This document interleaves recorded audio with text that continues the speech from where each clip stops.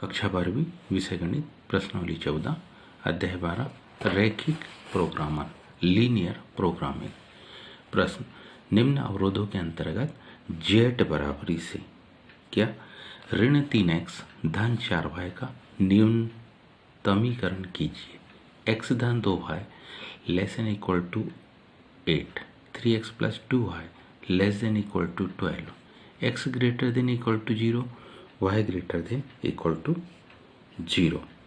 अब इसके हल को हम देखेंगे तो इसके हल में हम जानते हैं सबसे पहली जानकारी कि x greater than equal to 0 comma y greater than equal to 0,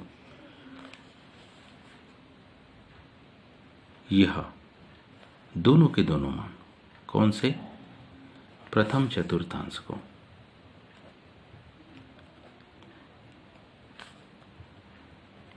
संतुष्ट करते। ये दोनों के दोनों प्रथम चतुर्थांश को संतुष्ट करते। अब दूसरी असमीका कौन सी, x plus 2y less than equal to 8। इस असमीकरण को या समीका को समीकरण में बदल लेंगे तो x plus 2y equal to 8, दोनों पक्षों में किसका 8 से डिवाइड कर दो। दोनों पक्षों को 8 से हम क्या कर देंगे, डिवाइड कर देंगे। x by 8 2y by 8 equal to 8 by 8, ये बन गई x by 8 plus y by 4 equal to 1।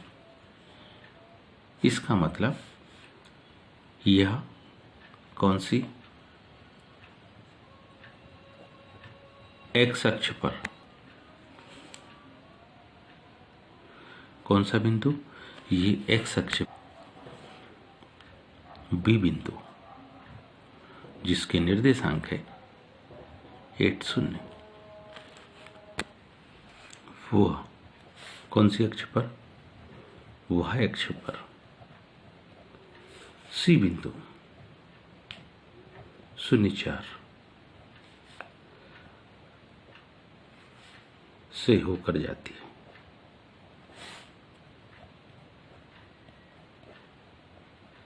x के विभिन्न मान अगर हम इसमें रखें तो हमको इस संगत समीका के ये जो संगत समीका मिलेगी उसके हल कुछ इस प्रकार से मिल सकते हैं। x के जो मान होंगे उसके संगत y के मान, अगर x का मान 8 रखा तो y का मान 0, यदि x का मान 4 रखा तो y का मान 2, x का मान यदि 0 रखा तो y का मान कितना 4। इससे ये संगत क्या बन गई, समीका बन जाती।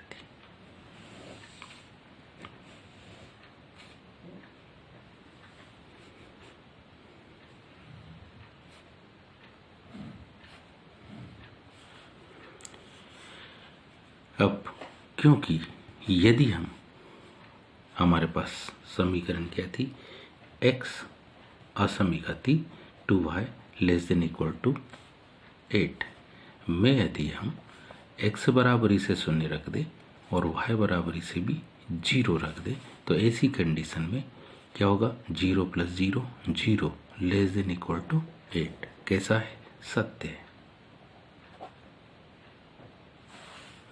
हम लिख सकते हैं अतः यह असमीका x प्लस 2y बराबरी से 8 द्वारा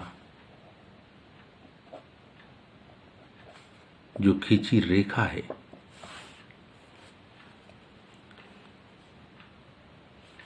से कौन सा मूल बिंदु की ओर का हिस्सा या मूल बिंदु की ओर के भाग को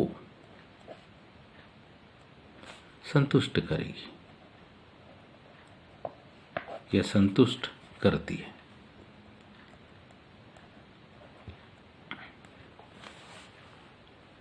आइए इसी में आप दूसरी असमीका देखिए। दूसरी असमीका हमारे पास है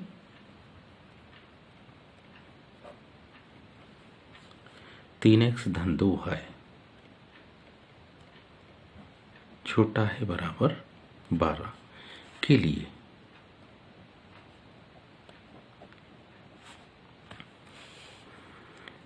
संगत, इसके लिए क्या संगत समीका।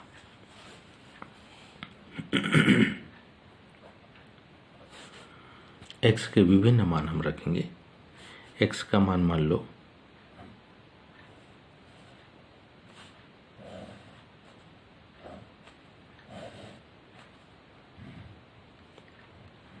x का मान मान लो हम इसमें 0 रखें।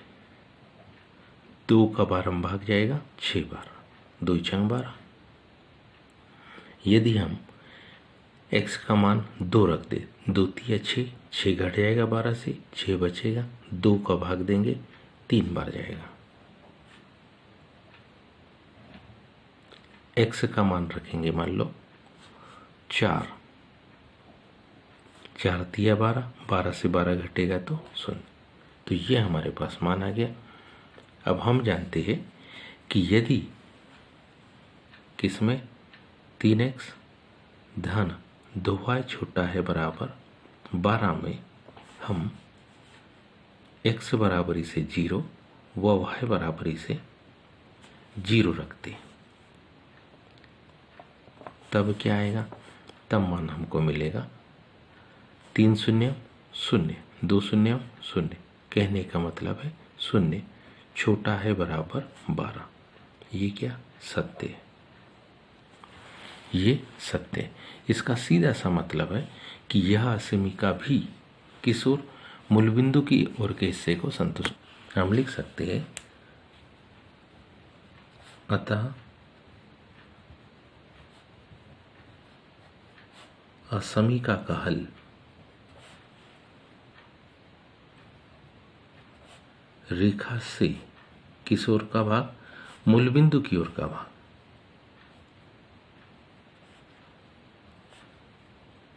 मूल बिंदु की ओर के भाग को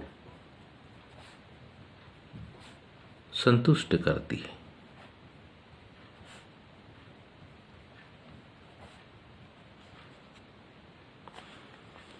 तो ये हमने इनका ग्राफीय आलेखन किया है, जिसमें ठीक है, जिसमें हमारे पास ये ए बिंदु और ये जो 0,6 है, इसमें पहली असमीका का हल देखे तो ये सी से डी है। इसको थोड़ा ध्यान रखना, ये बी नहीं बल्कि डी है। पहले बी लिख दिया था, बी है, ये डी बिंदु है और ये सी। सी डी इस पहली असमीका का हल होगा। और यदि ध्यान से देखें तो ये जो बिंदु ई है और ये ए है, ए ई इस दूसरी असमीका का हल है। लेकिन दोनों के हल इन रेखाओं से मूल बिंदु की ओर के हिस्से है। इन रेखा से मूल बिंदु की ओर के हिस्से में जब हम लाइनिंग करेंगे तो हम जानते हैं कि ये लाइनिंग इस क्षेत्र में आएगी, क्योंकि x greater than equal to 0 और y greater than equal to दोनों के दोनों प्रथम चतुर्थांश को ही संतुष्ट करते हैं। अब ध्यान से देखिए तो कौन सा क्षेत्र आ गया? ये तो मूल बिंदु हो गया O, ये ए बिंदु, ये बी बिंदु और ये बिंदु सी। ये जो इतना क्षेत्र घिरा हुआ है जिसमें हम लाइनिंग की ओवरराइटिंग कर रहे हैं, ये वाला क्षेत्र ही चारों असमीकाओं को संतुष्ट करता है। जिसकी हम ओवरराइटिंग कर रहे हैं, इतना क्षेत्र ही चारों असमीका को क्या करता है? संतुष्ट करता है। तो अब इस क्षेत्र में हम कौन सा न्यूनतमीकरण मान निकालेंगे? तो देखिए जरा, हम लिख रहे हैं इसको कुछ इस प्रकार से, ओ A B C O A B C दी गई, ओ ए बी सी क्या दी गई असमीकाओं, दी गई असमीकाओं के परिबद्ध क्षेत्रफल को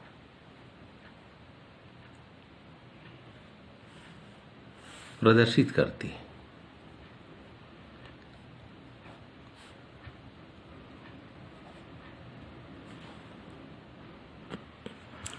ओ बिंदु पर निर्देशांक हम जानते हैं क्या होंगे 0 0।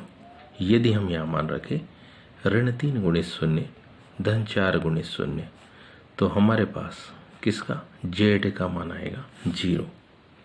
कौन से ए बिंदु, ए बिंदु के निर्देशांक है 2 और ए बिंदु के निर्देशांक है 4 और 0, सॉरी 4 और 0। ए बिंदु के निर्देशांक है 4 और 0। तो जब जेड का मान रखेंगे हम ऋण 3 गुणित 4 धन 4 गुणित 0 तो जेड का मान मिलेगा कितना ऋण 12।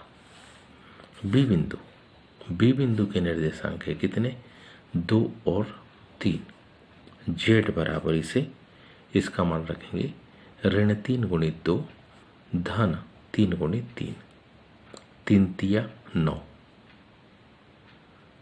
3 दूनी 6, हाँ 3 दूनी 6, 4 तिया 12, 12 में से 6 घट जाएंगे तो जेड का मान कितना मिलेगा 6। आगे देखिए सी बिंदु के निर्देशांक वो 0 4। जेड बराबर इसे ऋण 3 गुणित 0 धन 4 गुणित 4। इसको हल करने पर 4 चौक 16 में से 0 घटाएंगे तो 16। अब हम ध्यान से देखें तो इसमें सबसे छोटा मान है ऋण 12, ऋणात्मक है, ऋण 12 सबसे छोटा है। तो हम लिखेंगे x बराबर इसे 4, y बराबर इसे 0 पर न्यूनतम मान मिलेगा कितना जेड बराबर इसे ऋण 12। यही हमारा हल होगा। उम्मीद है आप सबको समझ में आया होगा। आज के लिए इतना ही शेष कर, धन्यवाद।